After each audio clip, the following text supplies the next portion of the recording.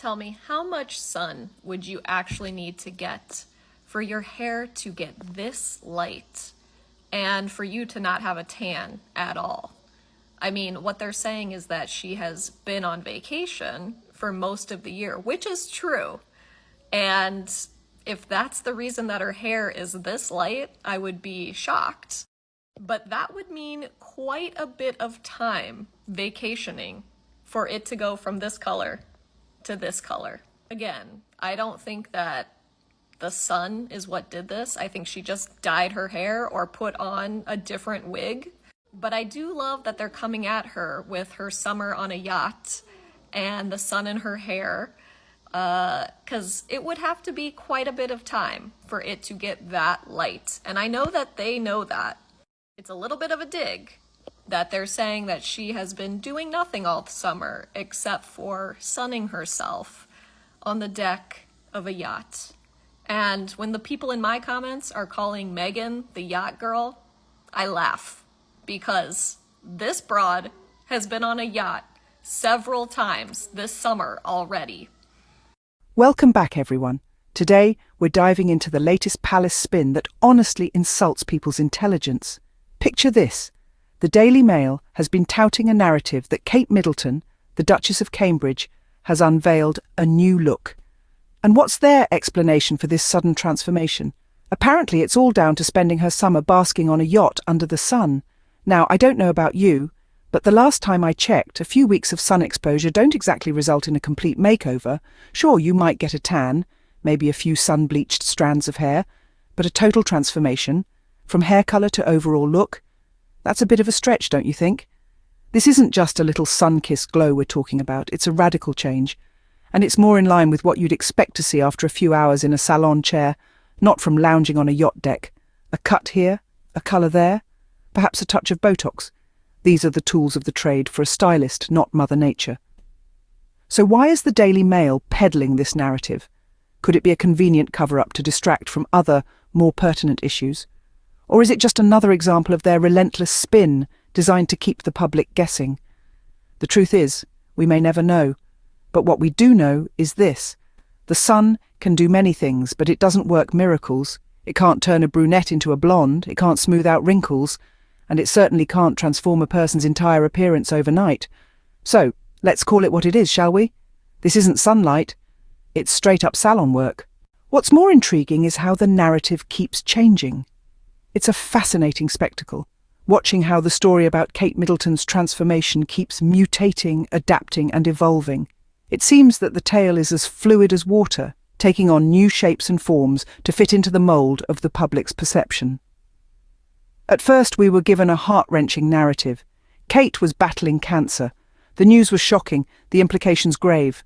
The world held its breath, waiting for updates, for news of recovery or decline. But then, the story changed. There were months of unexplained absences. The cancer narrative faded into the background, replaced by a new mystery. Where was Kate? Why was she absent? The questions swirled, the answers remained elusive. And then, as if by magic, the narrative took another dramatic turn. Kate was back, but not as we knew her. She was transformed, radiant, glowing. The reason for this sudden metamorphosis? Apparently it was the sun-soaked lifestyle of a yacht vacation. Yes, you heard it right. The tabloids would have us believe that a little sunshine and sea breeze have the power to completely overhaul someone's appearance. It's as if the story is being written and rewritten on the whim of the scribes at the Daily Mail, with no regard for consistency or credibility. One moment it's cancer, the next it's a mysterious absence, and then suddenly it's a sun-induced transformation. The narrative is as unpredictable as it is unbelievable. The inconsistencies are glaring.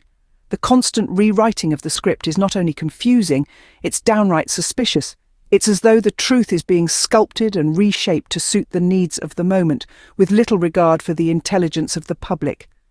The story keeps doing U-turns, and the tabloids keep rewriting the script. The question is, what will the narrative be tomorrow? Only time and the tabloids will tell. The energy the press puts into covering up and spinning Kate's situation is wild. Let's delve into this a bit more. Imagine a machine, working day and night, its gears tirelessly spinning.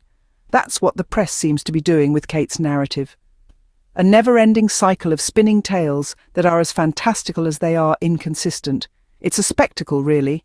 A grand performance of smoke and mirrors designed to keep us all guessing. Instead of offering clarity, they're dishing out fables. It's like being served a plate of smoke. There's nothing substantial to hold on to, nothing concrete to sink your teeth into. And the most frustrating part is that they're hoping we'll just swallow it. Swallow these fairy tales and ask for seconds. The press's efforts are impressive in a twisted sort of way. The time, the energy, the creativity that goes into spinning these narratives is remarkable. They're weaving a tapestry of tales, each thread more colourful and extravagant than the last. But the more they weave, the more tangled the story becomes. This isn't just about a new look or a sun-kissed glow from a summer on a yacht. This is about a narrative that keeps shifting, a story that keeps changing. Today it's sunlight, tomorrow it might be moonlight, and the day after that, who knows? The plot twists are dizzying, and the constant U-turns are enough to give anyone whiplash. But the more they spin, the more suspicious it all becomes. The inconsistencies pile up, the cracks in the narrative start to show, and the story they're trying to sell becomes harder and harder to believe. It's like trying to piece together a puzzle with pieces that keep changing shape. The bottom line is this: they're not serving us clarity. They're serving us fairy tales, hoping the public swallows it. But the question remains, are we buying it? Are we ready to accept these spun tales, or are we starting to see through the smoke and mirrors? At the end of the day, the more they try to explain away what's happening, the more suspicious it all looks. It's almost as if the palace PR machine is playing a game of cat and mouse with the public, teasing them with one story, then swiftly replacing it with another. But you see, the more they juggle their narratives, the more the suspicion grows. As the saying goes, where there is smoke, there is fire. The constant narrative changes, the unexplained absences, the sudden transformations. They all add up to a big question mark. The public isn't obtuse. They can sense when things don't add up, when the pieces of the puzzle don't quite fit. And right now, there are more gaps than there are pieces. It's not just about a new look or a summer on a yacht. It's not just about unexplained absences or sudden returns. It's about the constant push and pull of information, the roller coaster of narratives that seem to have no end. Each new twist, each new turn only serves to deepen the mystery, to heighten the suspicion. They're trying to put out a fire with gasoline, hoping that the flames will die down. But with every new narrative, with every attempt to explain away what's happening, the flames only grow higher. The suspicion only intensifies. The public deserves honesty. They deserve to know what's really going on behind the palace walls. They deserve more than just PR spins and damage control. They deserve the truth. So let's continue to question, to probe, to demand answers. Because the truth often lies not in what is said, but in what is left unsaid. And right now there's a whole lot that's being left unsaid. Sunshine doesn't change your look overnight, but palace PR spin sure tries.